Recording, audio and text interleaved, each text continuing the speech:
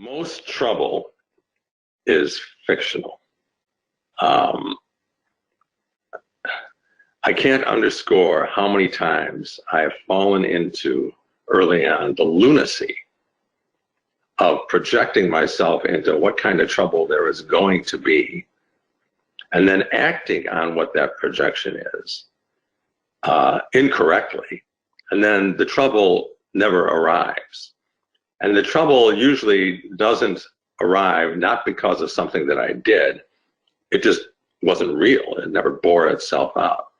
So the fact that most trouble is fictional has borne it out in truth. And when you act in business and life and home as if your imaginings about trouble are real, you move out of acting in the day and you start moving into fiction. My favorite quote is from Mark Twain.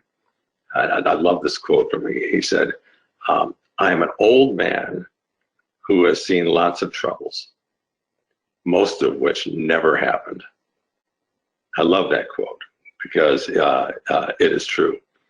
And I don't know any of you here who are old enough to remember the Enron crisis from a number of years ago, but during that crisis, it was a huge crisis for the accounting community. And a friend of mine who was head of one of the big three accounting firms, I think I was having a beer with him one evening, and there's just turbulence everywhere, crisis everywhere involving accounting. And he walks in, calm as you can imagine. And I know the headlines of the day were devastating. And I said, his name was John, I said, John, why are you just seemingly calm?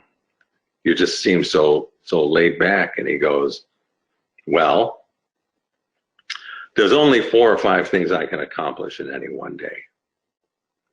I know that because there's going to be another 4 or 5 things that are added on that I didn't anticipate. So I have a list of about 60, 70 things that I'm sure that I want to get done. He said, but I only work on 5 of them.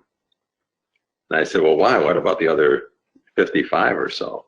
And he goes, well, those will resolve themselves because they're not as important as the 5. And every day I reassess what the 5 are, because every day what's important changes.